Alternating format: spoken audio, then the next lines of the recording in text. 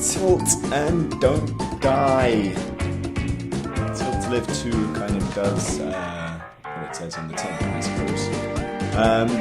Cruise chart for kaijupop.com, and this is, I suppose, one of the longest coming iOS sequels there is. I mean, Tilt to Live was so old that, I mean, it handled all of its high score stuff through OpenFate. You remember what OpenFate was? Yeah, probably not, right? And now there is more of it. Not much more, though. But I suppose we'll get into that in just a second.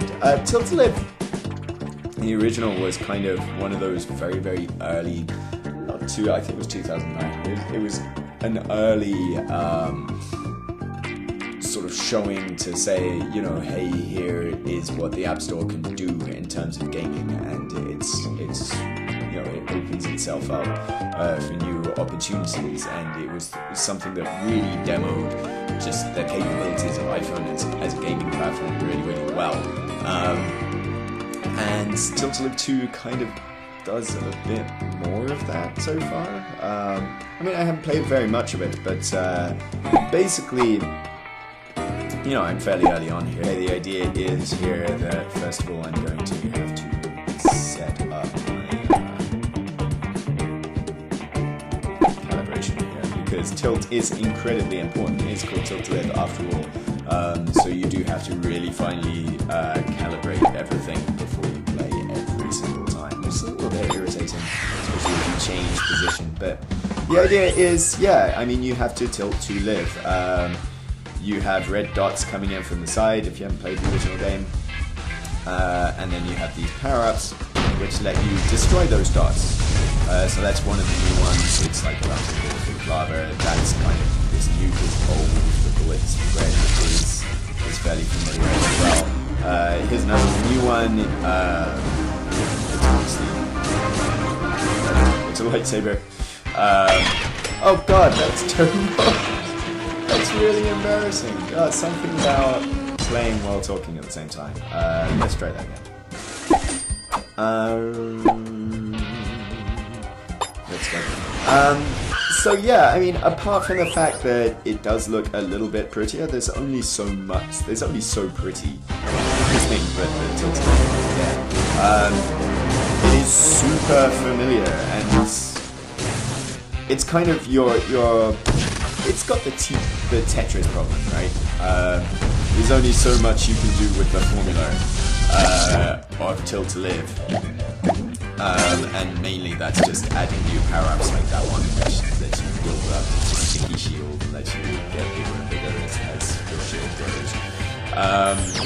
You know, there's only so much that you can do with this formula, and if you change it, like Tetris tried to do by having stupidly shaped controllers or bloody T-spins, you know, then people will complain and say, well, that isn't what Tilt to Live is, you know, and yet what you've got here is basically Tilt to Live. It's the same, pretty much the same game, modes and all, and in actual fact, at the moment, there are fewer modes in Tilt to Live 2 than there are in Tilt to Live 1. So, you know, at launch, it's actually less of a strong prospect than the original game is. But it does look pretty, and it's a chance to play Tilt to Live again.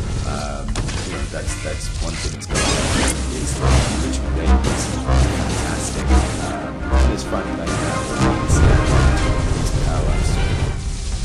power-ups. So, one thing that Tilt to Live 1 did really well was constantly remind you of high score targets and things like that, and this is good at that as well. It will say what high scores are in your physical area and stuff. And the other thing that it did really well back in the day, it was kind of a new idea to have, hey, beat these achievements to level up and then get a new power up and new content the further you go.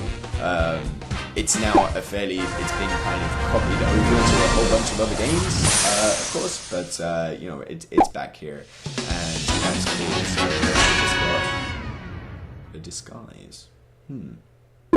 So yeah, I mean, apart from new power-ups and new goals, and new ways to play the same old game mode, it is pretty much the same game. So if we go back to the main menu here, you'll see we've got 2 modes at the moment and 1 more coming soon, which basically is nothing on Tilt Lift 1, which at this point, I think at the last point we checking out Tilt Lift before just 2 weeks ago.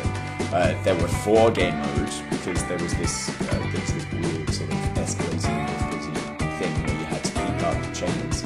And there was another mode called Gauntlet, which was really fun, where it was almost, you were navigating through a space and trying to get to the end. It was almost like a proto-endless run.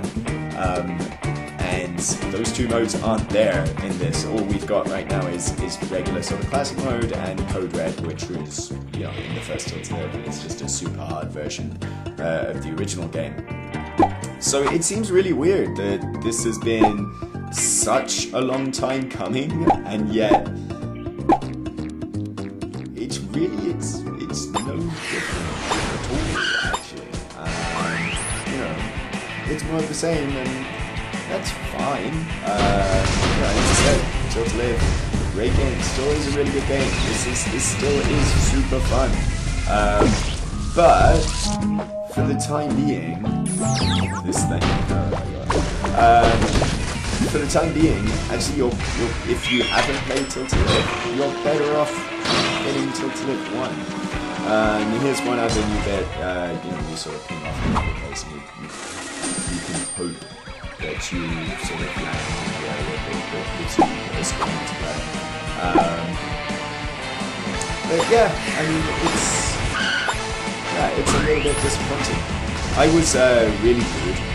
Incidentally, the original Tilt Lift, I played it excessively for quite some time, and I haven't played it for a huge year and a bit, and I feel myself to be absolutely terrible at it. Honestly, I was really good at this, but it does have that majesty of just somehow still being alive as you rack up these combos. The longer you chain things together, the more points you get, and it is compelling, as video game journalists are going to say. But yeah, a little bit disappointing that there's not more to it, really. So anyway, yeah, that's Tilt Lift 2 Redonkulous. It's on the App Store for a couple of bucks right now. I've been Chris Charlton, still am. Head on over to Kaiju. It's new, we just changed websites and crap and saying it. Head on over to kaijupop.com for more on this and see what about this. Cheers, bye.